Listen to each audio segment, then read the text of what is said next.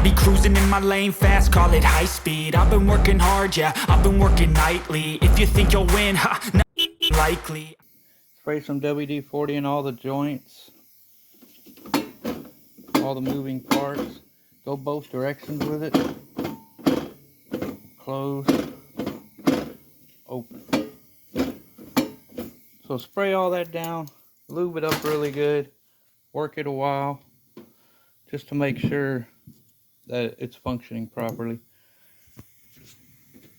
I'm going to have to buy a new vacuum hose for this, but make sure that that ain't clogged up full of dirt like mine was.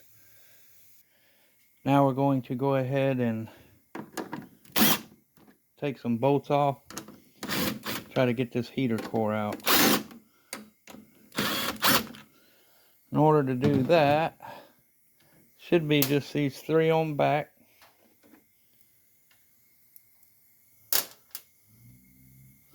And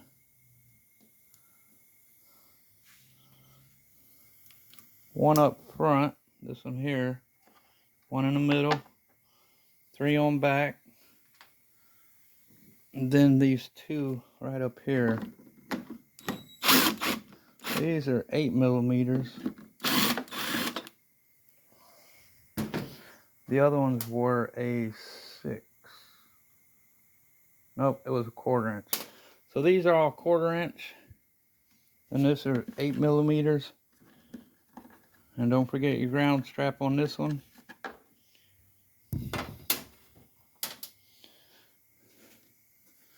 Then we'll have to get a screwdriver, pry bar, and start prying up on all the edges. Break that seal loose in order to get this out. Now we're going to have 2 more bolts down here. And I'm just blocking all the light I got here, I guess. 2 bolts down here, looks like 8 millimeters. That's holding your heater core in as well. I believe we may not have to remove them until later. I'm going to get a screwdriver, start prying on this gently. See if I can break the seal loose. Oh yeah, I forgot one thing. Very important. After you get these bolts off and all these, I went ahead and loosened these 2 up inside. These 2 8 millimeters. And that was able to drop my heater core down, so I know it's free in there. But you have to take this off, this bottom plate.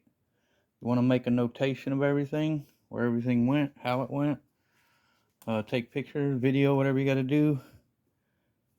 I'm going to mark right here just as well. So I got like a little reference where I can match these up. How they went. And I'm using the edge of the bolt, because these got little slots in them, so you can kind of slide it like about a 1/4 inch in one direction or the other. You want to put it back just like you found it. So I made a little mark on all 3 so I can line this plate right back up, dial it in exactly where it was. But remove these. I believe that's going to be 6 millimeter too. Yes. So remove those 3. And don't even try to take your heater core out or pry that black plastic cover off until you get these off. Because if you do, you're going to break it.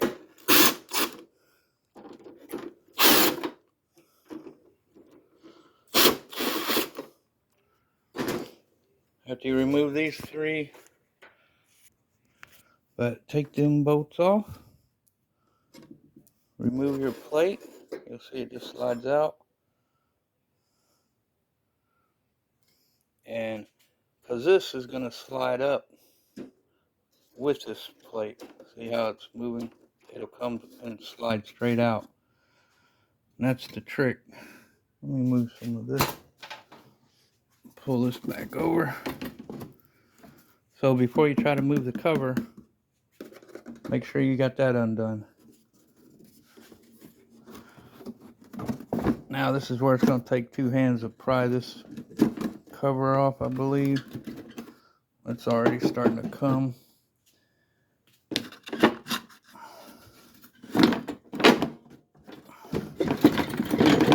And I've already loosened up the heater core. Make sure this is open, so it'll just slide right out. There we go. And there's our heater core. There's where she's been leaking, heavy duty. And there's the brackets that go around it. But heater core out. What a job. So I'm gonna set that to the side. Yeah, you see it was massively leaking. And these brackets, actually I'll show you where they go, but they basically go around the heater core like that and they'll be tightened up with those bolts. Those two there, and then the two bolts down here will hold this one down as well. So now I can get in here, clean all this up, and wipe her down, lube everything up for these doors, open a little smoother. You can hear the vacuum canister, so it's actually holding there. I think they're good. But I'm gonna clean all this junk up, clean all in here up, and then I'll bring you back when we go to stab the new heater core. So stay tuned. So this back vacuum actuator or vacuum canister, whichever you prefer, it's hard to get to, and it controls your blend doors. It controls all these doors. It's a push and pull type of reservoir, basically. So it's got to function both ways, push and pull vacuum. This vacuum here is for your defrost, and it'll open up this little gauge here, this cage, and that allows you to control it, and it goes directly to defrost. This will open or shut it depending if you have the heat on or if you have it on vents. It'll close if you got it on defrost. So these vacuum actuators, what they're called, are actually very crucial for this system to work. So I don't want to take a chance. I'm going to tear this one down and take this one out and replace it with a new one. So we're definitely going to buy a new one for that backside. I'm going to test this one out, see if it's still working or functioning.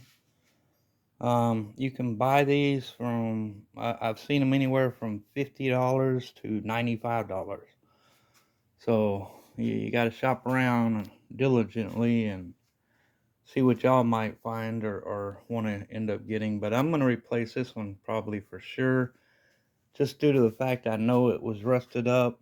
The vent port right there is actually super rusty, so I got a feeling it's going to break.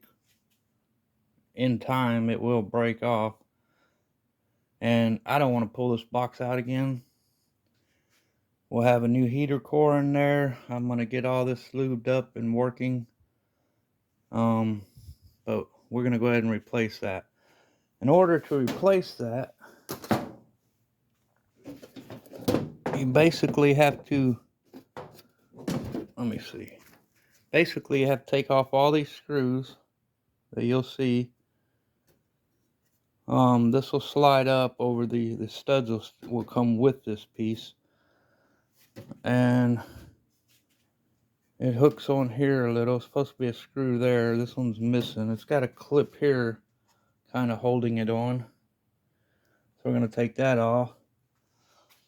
But there will also be where it's bolted on here. See if I can get this. Right there's a bolt. You're going to have to remove that too to get it off of that arm, because that arm is attached to another piece that doesn't come with that top. So that's what we're going to work on now.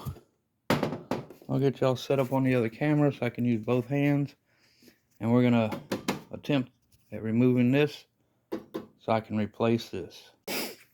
Okay, so that don't take long. Take out those screws, take out that one nut that was down in that hole that I showed you that It's right there, 8mm. Attaches that arm to that arm. Then this will come off. There's also a spring in here. At the very bottom. See that little spring right down there? That attaches to the top side of the case right there. Right there. Undo that. And the whole thing ought to come out. Oh, this actuator here is also attached on this arm. Right. I don't know if I can show you good. But it attaches to that arm right there you're looking at. In that little hole. So, but this is another reason why I was going to replace this back vacuum actuator, because you can just see it. The port itself is rusty as hell, and that rubber piece is supposed to be sealed off. It's already popped out and broken loose, and this is in such a difficult area. When it's in the car, you'll never be able to replace it. You'll have to take the box out again, and that I do not want to do. So I'm going to definitely replace that. We'll clean it up the rest of the way. Give me a chance to lube these blend doors, these flaps and whatnot. We'll lube them up really good, clean them out the best we can. Clean off some of this rust and try to get it all fixed up, looking a little better, and replace one, maybe two of these vacuum actuators. Buy new vacuum hoses, because the vacuum hose on this one right here was literally broke off. So we're going to tear this down a little further, start cleaning and cleaning and cleaning, and we'll go through it step by step. So I'm hoping this will help somebody out there has these problems. I've noticed on YouTube, I've seen a lot of people having a lot of problems getting this top plate off right here. So we'll be back. Let me go and start cleaning up a little bit.